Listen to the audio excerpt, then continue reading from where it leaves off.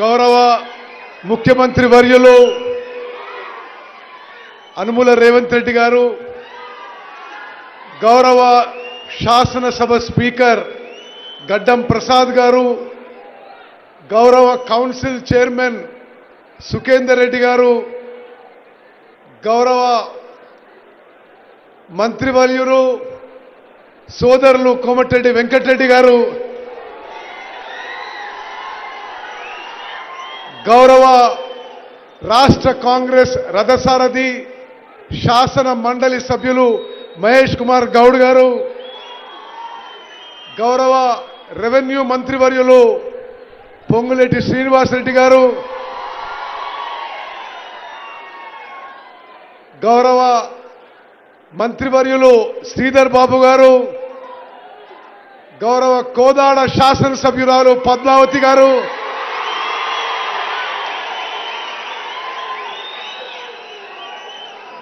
గౌరవ మంత్రివర్యులు సోదరిమణి సీతక్క గారు,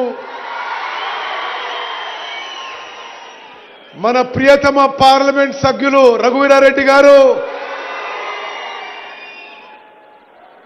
పార్లమెంట్ సభ్యులు మిత్రులు చామల కిరణ్ కుమార్ రెడ్డి గారు,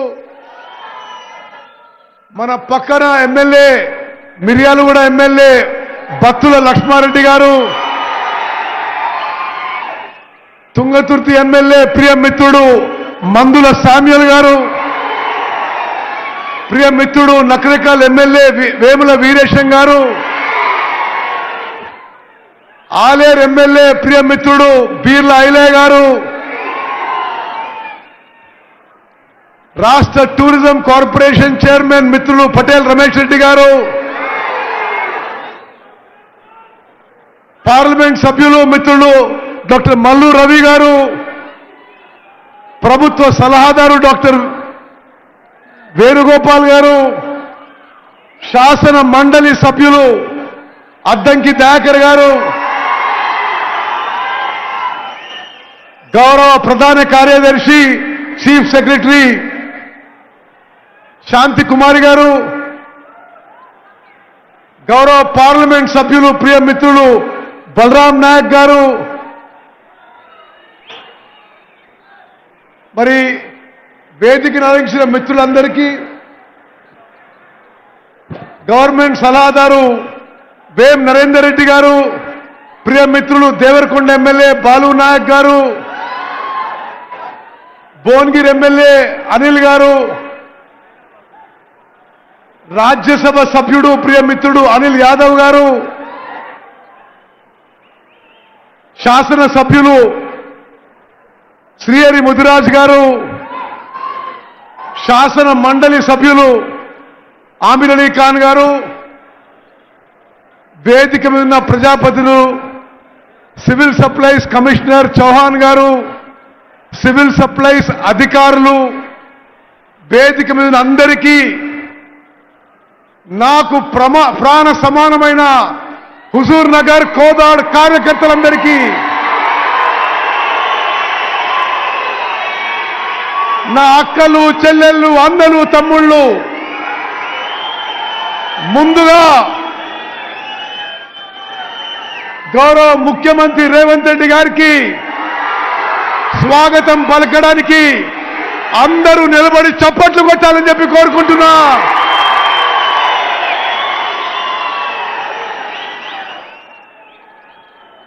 ముందు మాట్లాడిన వక్త రాష్ట్ర వ్యాప్తంగా ప్రజలు వచ్చన్నారు.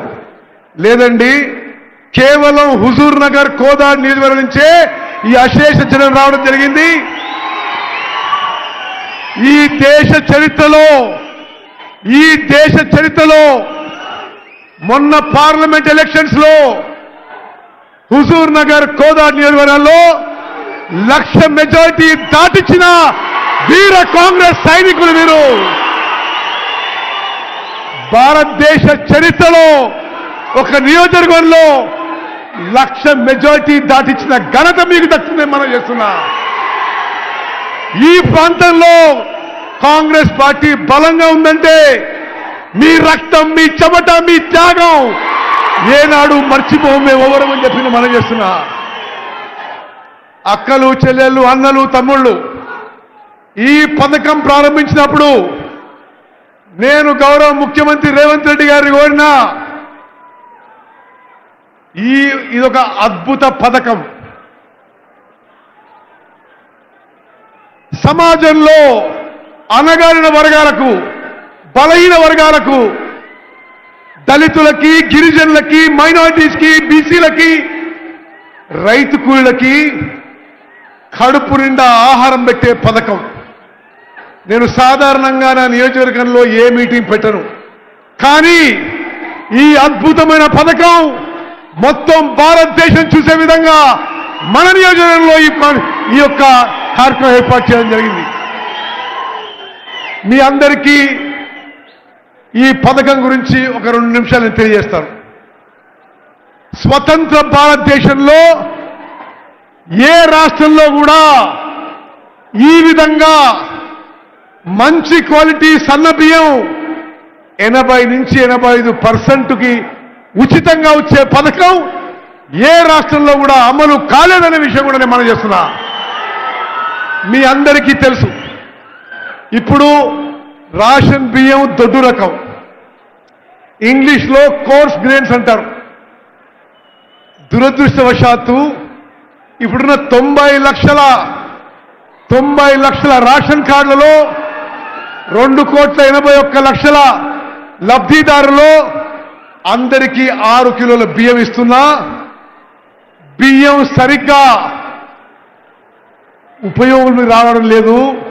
లబ్ధిదారులకి చాలా మంది ఇది తినలేక తిరిగి అమ్మేసుకుంటున్నారు. ఈరోజు ముఖ్యమంత్రి గారు ప్రభుత్వం ఇప్పుడున్న పథకం మీద 10,665 కోట్లు ఖర్చు పెట్టినా దానికి ప్రయోజనం లేకుండా పోతుంది. 10,665 కోట్లు ఖర్చు పెట్టినా నిరుపేదలకి ప్రయోజనం లేకుండా పోతుంది.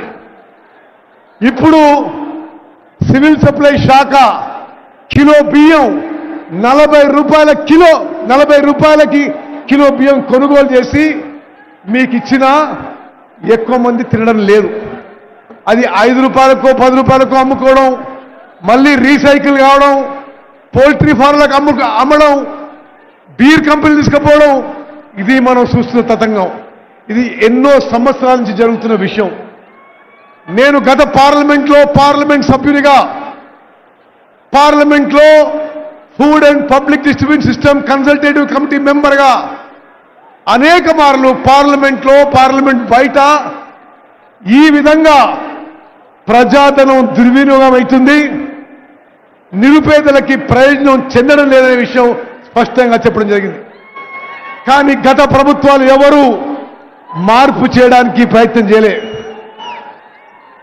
రేవంత్ రెడ్డి గారు ముఖ్యమంత్రి అయిన తర్వాత వారు ఉప ముఖ్యమంత్రి భట్టి విక్రమార్క గారి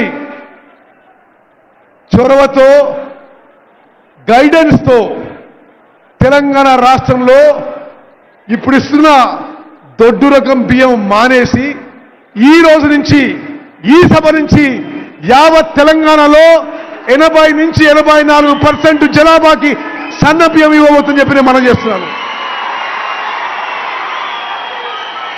ఇది మీరు ఆమోదం తెలుసంటే అందరి చేతులెత్తాలే. అక్కలు, చెల్లెళ్ళు, అన్నలు, తమ్ముళ్ళు సన్న రకం బియ్యం ఇవ్వడమే కాదు, 10 ఏళ్ల పాటు గత ప్రభుత్వంలో ఉన్న పెద్ద మనుషులు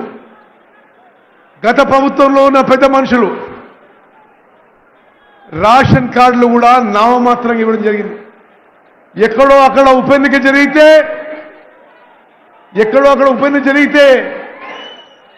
రేషన్ కార్డులు ఇచ్చింది, కానీ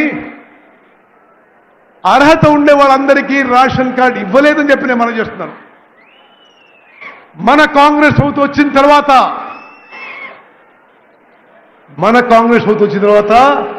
అర్హులందరికీ రేషన్ కార్డు ఇవ్వబోతున్న విషయం నేను మరోమారు మనం చేస్తున్నా. ఇదొక నిరంతర ప్రక్రియ. తెలంగాణలో అర్హత ఉన్న వాళ్ళందరికీ కూడా రేషన్ కార్డు ఇవ్వబోతున్నాము. బిలో పవర్టీ లైన్ కుటుంబాలకి, దారిద్ర్య రేఖ దిగులున్న వాళ్ళకి గతంలో తెల్ల కార్డుండే మన ప్రభుత్వంలో 3 రంగుల కార్డు ఇవ్వబోతున్నాము. అబౌవ్ పవర్టీ లైన్ ఉన్న వాళ్ళకి, అబౌవ్ పవర్టీ ఉన్న వాళ్ళకి, దారిద్ర్య రేఖకి ఎగువ ఉన్న వాళ్ళకి గతంలో గులాబీ కార్డు ఉండే, ఇప్పుడు మనం గ్రీన్ కార్డ్, ఆకుపచ్చ కార్డు ఇవ్వబోతుందని చెప్పి నేను మనం చేస్తున్నాను. అక్కలు, చెల్లెళ్ళు, అన్నలు, తమ్ముళ్ళు, ఇదొక చారిత్రాత్మక ఘట్టం, ఇదొక విప్లవాత్మక మార్పు. యావత్ సమాజంలో అణగారిన వర్గాలకి, బలహీన వర్గాలకి, పేదవారికి ఒక గొప్ప మార్పు తీసుకొచ్చే మరి ఘటన ఇది. రేపటి నుంచి యావత్ తెలంగాణలో రేషన్ కార్డ్ అర్హత ఉండే వాళ్ళందరికీ 6 కిలోలు ఉచితంగా సన్నబియ్యం ఇవ్వవచ్చని చెప్పి నేను మనవి చేస్తున్నాను. మిత్రులారా, ఈ గొప్ప కార్యక్రమం మన గడ్డ మీద, మన నేల మీద ప్రారంభం కావడం మన అదృష్టంగా భావిస్తున్నా. యావత్ భారతదేశంలో ఏ రాష్ట్రంలో ఈ విధంగా జరగడం లేదు. మన అమ్మ సోనియా గాంధీ గారు కలలు కన్న కలలు నెరవేర్చబోతున్నాము. ఆహార భద్రత చట్టం వారు తీసుకొచ్చారు. ఈ రోజు మనం తీసుకొచ్చిన సన్న బియ్యం కార్యక్రమంతో ఆహార భద్రత విషయంలో నిజమైన ఆహార భద్రత, నిజమైన ఫుడ్ సెక్యూరిటీ ఈ రోజు తెలంగాణలో కాంగ్రెస్ ప్రభుత్వం మరి అందరికీ భద్రత ఇవ్వబోతుందని చెప్పి మనం చేస్తున్నాం. మిత్రులారా, ఈ విషయంలో కొన్ని మరి మీరందరూ కూడా ముఖ్యమంత్రి గారు వచ్చిన అదులకు మనం చేయాలి. ఈ రోజుల్లో ఈ కమర్షియల్ పాలిటిక్స్ లో హుజూర్ నగర్, కోదాడులో వచ్చిన అక్కలు, చెల్లెళ్ళు, అన్నలు, తమ్ముళ్ళు స్వచ్ఛందంగా ఇంత పెద్ద సంఖ్యలో వచ్చిన విషయాన్ని మనం చేస్తున్నా. గత 10 ఏళ్ల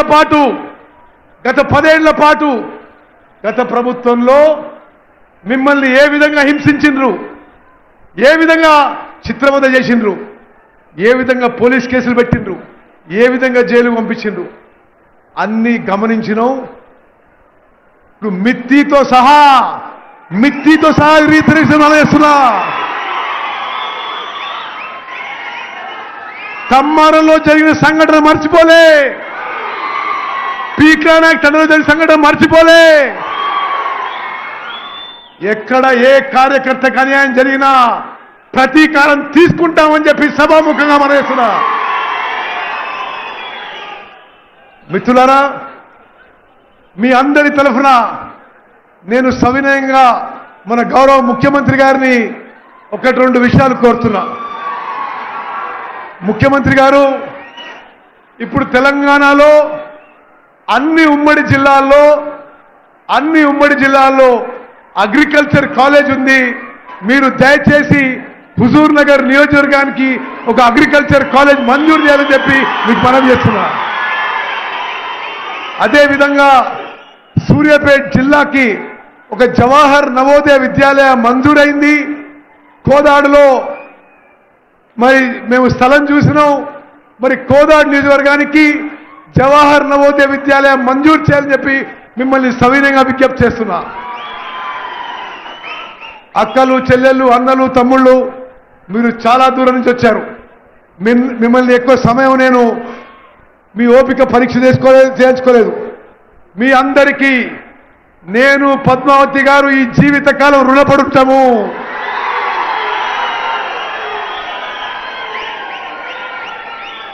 తెలంగాణలో, ఆంధ్రప్రదేశ్లో మీ అందరి పని వల్ల, కృషి వల్ల, త్యాగం వల్ల ఒక అరుదైన రికార్డు 7 సార్ల వరకు గెలిపించిన ఉత్తమన్న మీరందరూ చెప్పి నేను మనవేస్తున్నా. మాకు వేరే కుటుంబం లేదు, మీరే మా కుటుంబం అని చెప్పి కూడా నేను మనం చేస్తున్నా. మరి మీ అందరూ కూడా ఇంత పెద్ద ఎత్తున ఈ సభకు హాజరై ఒక చారిత్రాత్మక ఘట్టంలో ఈ సన్నబియ్యం కార్యక్రమంలో మరి గౌరవ ముఖ్యమంత్రి గారు వచ్చినందుకు మీ అందరూ వచ్చినందుకు ధన్యవాదాలు తెలియజేస్తూ, ప్రత్యేకంగా కౌన్సిల్ చైర్మన్ మరి పెద్దలు సుఖేందర్ రెడ్డి గారికి, అసెంబ్లీ స్పీకర్ గడ్డం ప్రసాద్ గారికి మా అందరి తరఫున మీకు ధన్యవాదాలు తెలియజేస్తున్నాం. మరి మీ అందరికీ మనస్ఫూర్తిగా ధన్యవాదాలు తెలియజేస్తూ ముగిస్తున్నాను. జై హింద్, జై కాంగ్రెస్.